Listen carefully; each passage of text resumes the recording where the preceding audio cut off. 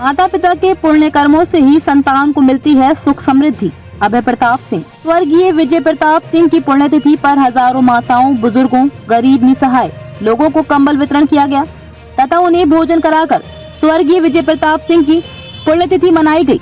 इस अवसर पर राज्य मंत्री दर्जा प्राप्त कुंवर अभय प्रताप सिंह ने पत्रकारों से बातचीत करते हुए कहा कि हमें अपने माता पिता का आजीवन एहसानमंद होना चाहिए, जिन्होंने हमें अपना जीवन समर्पित कर समाज में रहने लायक शिक्षा, दीक्षा और आजीवन अपना आशीर्वाद हमें दिया, जिनके पुत्र पुण्य प्राप्त से ही संतान को सुख, शांति और समृद्धि मिलती है।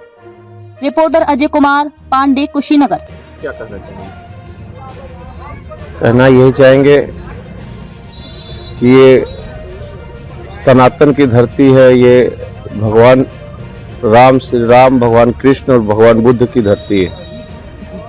यहाँ पे सबसे पहले माँ और बाप को ही भगवान माना गया है।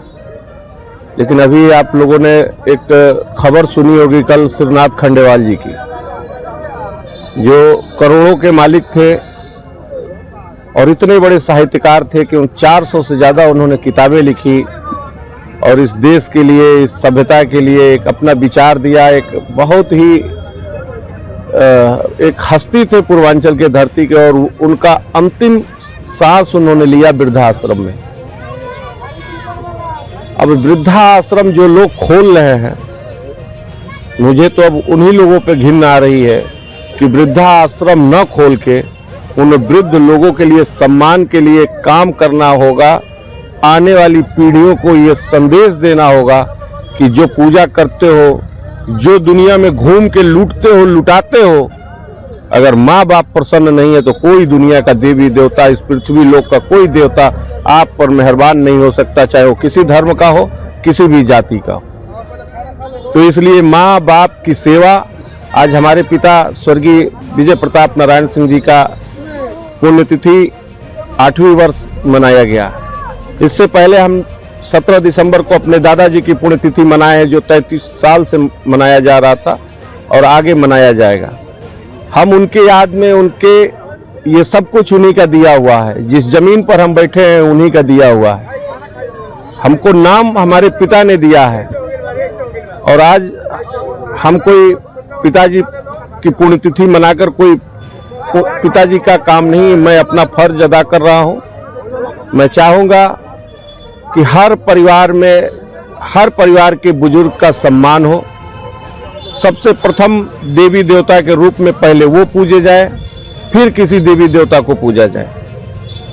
देवी देवता के नाम पर, धर्म के नाम पर लड़ने वाले लोग अपने ही घरों में अपने माँ बाप को अंकुश लगा के रखे हुए हैं। कहीं न कहीं मजबूरी में जीने को मजबूर है, बेसहारा अपने को मानने को विवश है। तो अब ये पूर्वांचल की धरती पर अगर ऐसा होगा तो भगवान किसी को माफ नहीं करेंगे। तो ये उन्हीं सब के लिए है जो पढ़ लिख गए लोग, पढ़ लिख गए लड़के सबसे पहले अपना परिवार, अपना गांव और अपने माँ बाप को भूलते हैं। पढ़ाई लिखाई समाज को जानने के लिए होता है, दुनिया को जानने के लिए होता है और अपने आप को जानने के लिए होता है। भगवान बुद्ध ने कहा था कि पहले अपने आप को जानो, अब तब कुछ और मानो। इस पुण्यतिथि में गरीब असहाय लोगों को कंबल वितरण किया गया है। लगभग उनकी कितनी संख्या अनुमानतः आई होगी? 10,000 कंबल आया था। अभी हमने देखा नहीं कि अभी कितना बचा हुआ है। और ये गरीब कह के मैं नहीं कभी वितरण करता।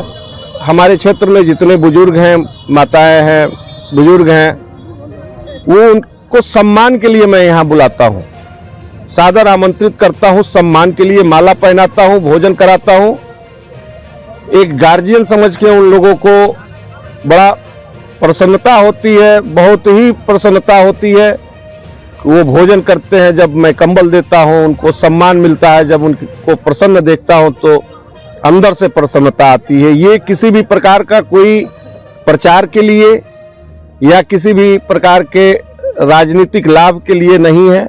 ये हमारे पिताजी, अपने पिताजी के पुण्यतिथि पर किए कई लगातार हमारे परिवार में ये चलता आ रहा है। ये किसी भी लाभ के लिए या किसी भी मकसद के लिए नहीं है कि कुछ आने वाला है इसलिए कर रहा हूँ। ना मैं इसका कोई प्रचार करता हूं। जिसको कंबल जाना पाना होता है, जिसको यहाँ लाभ जिस प्रकार का भी लाभ देता हूं, तो उनके पास टोकन पहुंचता है, धीरे से पहुंचता है, वो धीरे से आते हैं। यहाँ हम लोग इकट्ठा होकर सब लोग भोजन करते हैं, सबको सम्मान दिया जाता है।